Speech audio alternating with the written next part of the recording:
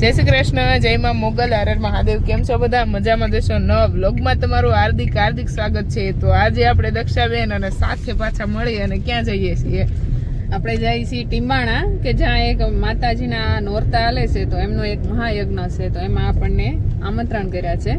તો એટલા માટે એ બાને આપણે દર્શન પણ કરશું અને આપણને બોલાવે છે, તો એ બાને આપણે જાય પણ છે ને ખાસ. તો અમે બે હારે છીએ. હા, તો ચાલો. ટીમ્બાણા જવાનો 10 કિલોમીટરનો રસ્તો દૂર છે અને વ્યૂ જો તમે, રસ્તાનો કેટલો મસ્ત જોરદાર છે. બે સાઈડ વૃક્ષો અને બધું. બકરા, નાના બકરા કેવા મસ્તી ના આવે રોડ ઉપર. અને ગાયું ન હોય એવું તો બને જ નહીં. ગાયોના દર્શન આપણે જાતા હોય ને એટલે આપણે પેલા થઈ જાય. નહીં, ગાયોની તો ધરતી છે ગુજરાત. અને ગાયોના દર્શન ન થાય તો આપણે મજા ન આવે. આપણે ખુશ થઈ જાય. પેલા પ્રકાશભાઈ ગાડીમાં જ ગાય મૂકી દીધી. હા, ઈ બહુ મજા આવે. મને તેમ થાય જોયા જ કરો ગાયને. પેલા ગાડી નહીં, ગાડી બુક કરી ને એટલે ભાઈએ પેલા ગાય જ મંગાવી લીધી. આપણે 9 દિવસ નવરાત્રીમાં આરાધના માં જગદંબાની કરતા હોય છે, પણ આપણે ગૌશાળાની કરીએ છીએ. 33 કરોડ દેવતાની.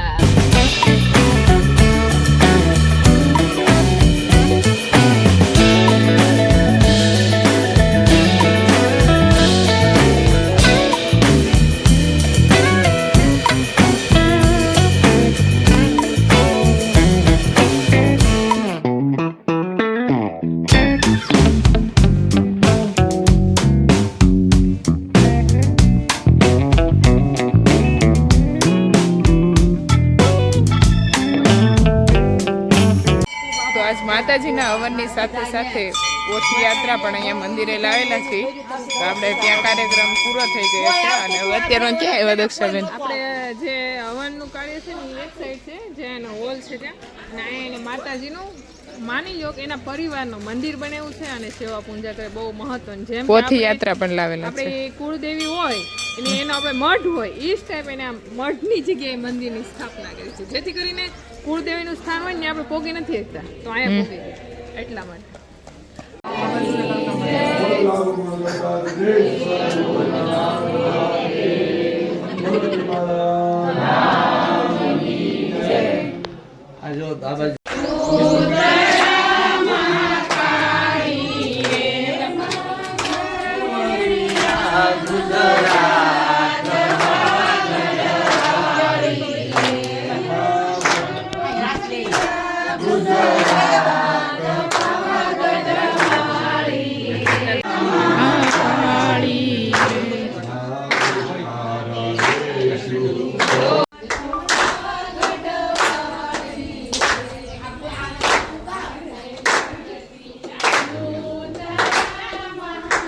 દક્ષાબેન ગૌરવ હાલો દો હાલો હાલો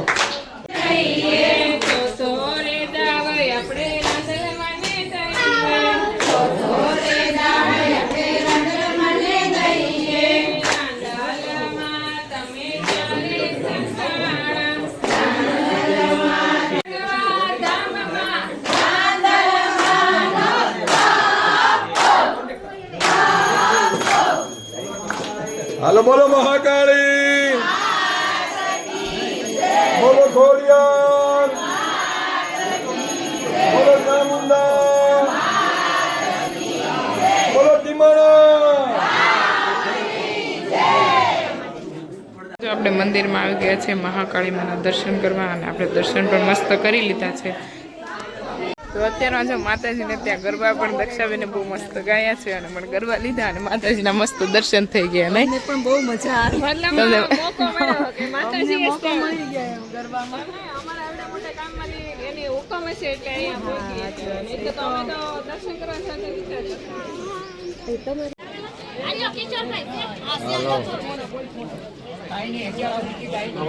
હા, ઓકે ઓકે. ચોખામાં લઈ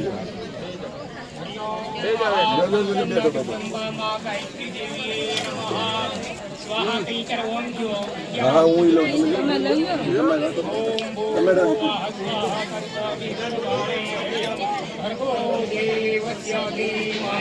દિયો યો નઃ પ્રચોદયા સ્વાહા.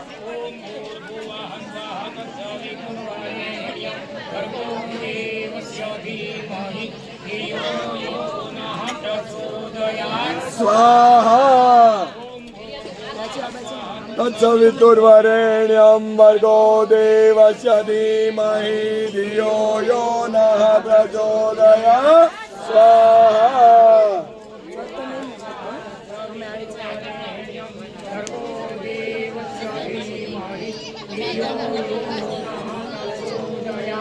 स्वाहा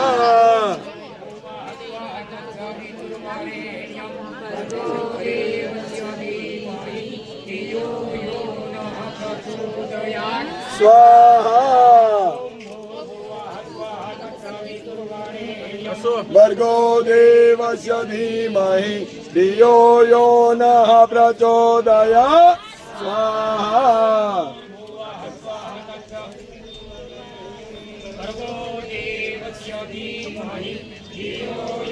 लाल क्लिक कर स्वाहा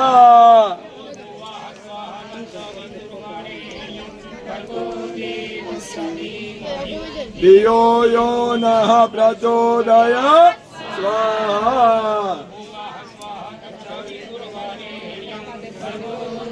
चारे बाजू फरतो लई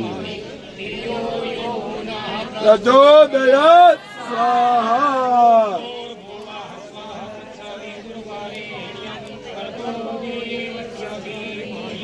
धियो यो नः प्रचोदयात् स्वाहा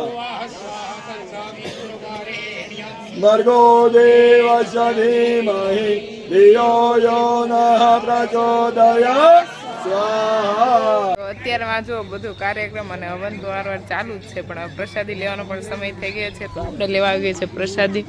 નહીં દક્ષાબેન? મહાપ્રસાદ તો માતાજીનો આપણે લઈ લઈએ. ગાડી અહીંયા ઊભી છે અને આપણે મસ્ત રજા લઈ લીધી છે. અને આ કાર્યક્રમમાં મને બહુ જ મજા આવી, કેમ કે આપણે આમ ગણી તો ફેમિલીનો કાર્યક્રમ હતો અને માતાજીના કાર્યનો હતો. બહુ બેસ્ટ મજા આવી. તો અત્યારે જો પાંડવ પરિવારનું જે હતું નવરાત્રીનું આયોજન, ત્યાંથી ડાયરેક્ટ અમે અહીંયા એક ભાઈનું ફાર્મ છે ત્યાં આવી ગયા છે. પોતે ભાઈ પ્રિન્સિપાલ છે અને અહીંયા આવી અને આમ બહુ મસ્ત જાણવા મળ્યું છે, કેમ કે ઓર્ગેનિક પ્રાકૃતિક ખેતી પ્રોપર કરે છે, સાથે સાથે ગાયો રાખે છે અને આપણે જીવામૃત ઘરમૃતનો આખો પ્લાન્ટ કરેલો છે. એ ભાઈ પણ પ્લાન્ટ કર્યો છે અને વિચાર એવો છે કે પોતે પ્રિન્સિપાલ છે ગવર્મેન્ટ, તો એને એટલો મસ્ત વિચાર આવ્યો કે ભાઈ આપણે પ્રાકૃતિક ખેતી કરીએ છીએ ઝેર મુક્ત. અને અત્યારના સમયમાં એવું થઈ ગયું કે બધા ઝેરી વસ્તુ ખાવાથી ઘણા બધા શરીરોના રોગ થાય છે, પણ ભાઈનો બહુ મસ્ત વિચાર છે. જો અહીંયા વાસળીઓ અને ગાયો પણ બહુ મસ્ત છે અને અહીંયા બહુ બધું જાણવા જેવું છે. અને ચલો તો હું તમને આગળ બતાવીશ.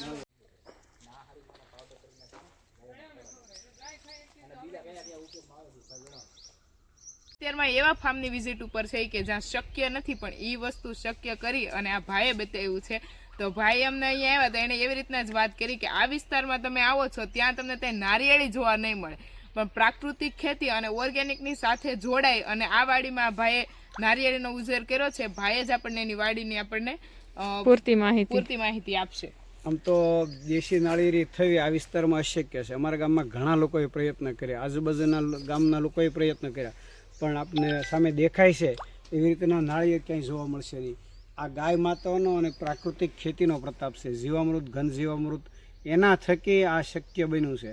આજે અમારા વિસ્તારમાં તમે જોશો તો આ નહીં જોવા મળે. નાળિયેરી ઉપર આટલો બધો સરસ મજાનો ફાલ, આટલા નાળિયેર નહીં જોવા મળે.